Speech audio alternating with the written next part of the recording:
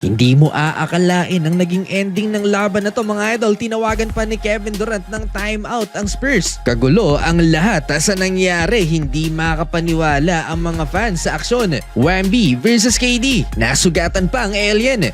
Kalahating oras mga idol na delay ang laban sa pagitan ng San Antonio Spurs at Houston Rockets dahil sa nasirang rim pre-game. Ready na sa All-Star Game si Wemby. Well, nainip sa delay si Kevin Durant at nainip pa siya dahil kating-kati na maglaro si KD. Naituloy ang laban mga idol at hindi naging problema ng Houston Rockets sa depensa si Victor Wembanyama. Si Alperen Sengun ang naging sentro ng opensa ng Houston Rockets habang ang ginawa naman ng San Antonio Spurs outside shooting. 4 3-pointers early in the first quarter for San Antonio Spurs at Alperen Sengun binuli si Victor Wembanyama mga idol. Bagsak ang alien. Pinipisikal ng Houston Rockets si Victor Wembanyama. Eto pa, Josh Okogie and one basket kontra kay Wemby. Sa low post, Victor Wembanyama versus Alperen Sengun ulit. Nakaisa na naman si Alpi kay Wemby. Off-balance shot. Wemby against KD mga idol, nakabingwit ng foul ang alien. Dito nagsimulang magkabantayan ng dalawa. Kevin Durant mid-range over Victor Wembanyama and Harrison Barnes. And KD again, he saw the open lane na late ng split second sa depensa si Victor Wembanyama. Layup for Kevin Durant. Mainit na naman itong si Julian Champagnie mga idol. 3 out of 3 outside the arc. And Kevin Durant fires back with the wide open 3 ball. Perfect 3 out of 3 start din for KD. Si Wemby lang natatanging player dito sa Spurs na makakakontest sa tirang to ni Kevin Durant. Buhat na buhat ni Julian Champagnie ang San Antonio Spurs. Almost half of the points ng Spurs mga idol sa first quarter ay nagmula sa kanya. Kumana, late first quarter si De'Aaron Fox at nagtala siya ng 8 straight points mga idol. Dito lumobo ang lamang ng San Antonio Spurs and Luke Cornet with the highlight at hype si Wemby. Shoot. Fox. Cornet rolling to the 11 points Spurs lead at the end of first quarter, 39-28. Start of second quarter, kinabahan ng crowd sa nangyari kay Kevin Durant. Knee-to-knee contact pero agad namang nakatayo si KD at nakabalik sa laro. Hindi naman makapaniwala ang crowd mga idol sa ginawa ni Victor Wembanyama sa 6'11" big man ng Houston Rockets na si Clint Capela. opportunity. And Wembanyama! That is ridiculous! First half pa lang, nabusog na ang mata ng ilang fans sa arena. Eto, laging ginagawa to ni Amen Thompson. He cuts baseline, tulog sa depensa si De'Aaron Fox, easy 2-pointer. Mabilis ang sagot ng Spurs, Dylan Harper first basket.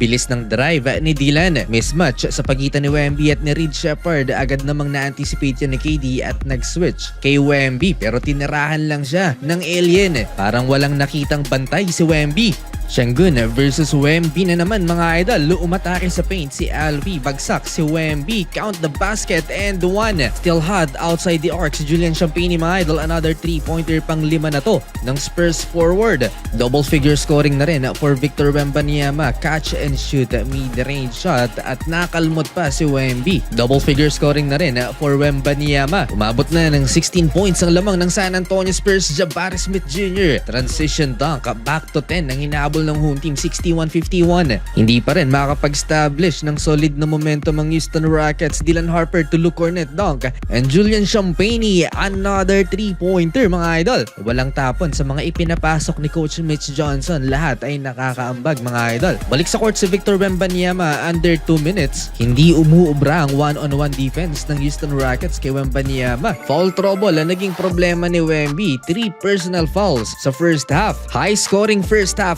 70-60 in favor of the San Antonio Spurs, led by Julian Champagnie, 21 points. Start of third quarter, Champagnie again, 3-pointer. Mukhang mabuburan na naman niya yung kanyang naiset na franchise record noong nakaraang buwan with 11 3-point made. Pick and roll action, nice pass by Kevin Durant to Alperen Sengun. Gamit na gamit ang haba ni Kevin Durant. Unstoppable si Julian Champagnie mga idol, 8.5 minutes remaining. Tres na naman, 27 points na. Eto pa, highlight, parang nasa dunk contest lang si Stephon Castle and one. Stephon Castle, gear up for showtime! Castle! Insane na windmill dunk. Bibihirang mangyari to na may kasama pang foul ang windmill dunk. Sa ganda ng nilalaro ng San Antonio Spurs, nagalit na itong si Alperen Sengun sa coaching staff. Frustrated si Alfie, parang nakukulangan siya sa effort ng kanyang mga kakampi. 14 points, 10 rebounds, 7 assists. Malapit nang mag-triple-double ang Turkish big man. Jump ball na confused ang depensa ng Houston Rockets at naiwan mag-isa mga idol sa ilalim si Luke Cornet. Si Kevin Durant ang nakakuha ng may pinakamalaking minuto sa Houston, pero siya din at si Amen Thompson ang may pinakamababang plus or minus. Well, negative naman lahat sa home team. Partida pa sa H-Town yan dahil nasa upuan si Victor Wembanyama, Dylan Harper assist to Keldon Johnson.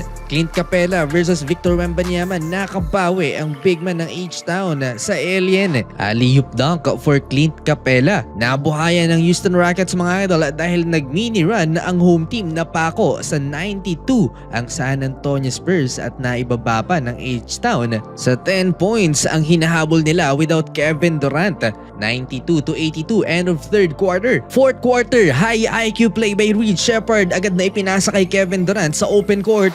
Layup for KD. Kupo at na-stuck na ang San Antonio Spurs sa 92. KD assist to Clint Capella, two-handed jam. Parang naging cone na lang si Wemby. Dito low-key na ng asar si Kevin Durant sa San Antonio Spurs at tinawagan ng timeout ang visiting team. Simula pa first quarter, hindi nakakapagyabang si Kevin Durant at mind game to mga idol.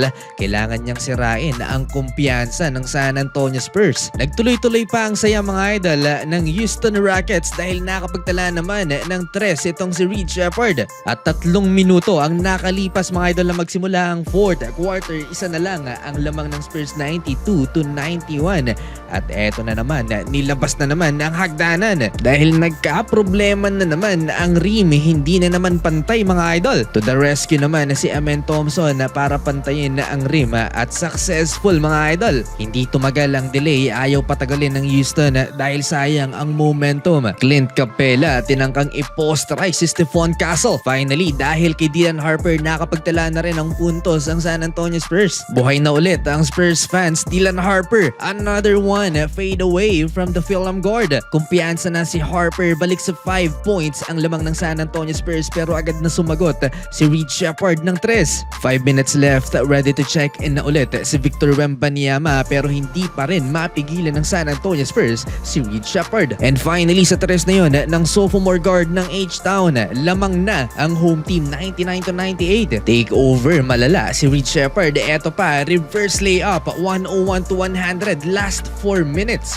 Well, nakalamang ulit ang San Antonio Spurs mga idol. De'Aaron Fox pass to Luke Cornet 102-101 pero nakasagot na naman ng Houston ng 3. And to tie the game, De'Aaron Fox, the former clutch player of the year, tied the game to 104. Big shot after big shot, Jabari Smith Jr. for the lead again and Alperen Sengun with the dagger turnaround hook. What a comeback! 16 points ang hinabol ng Houston Rockets to win the game.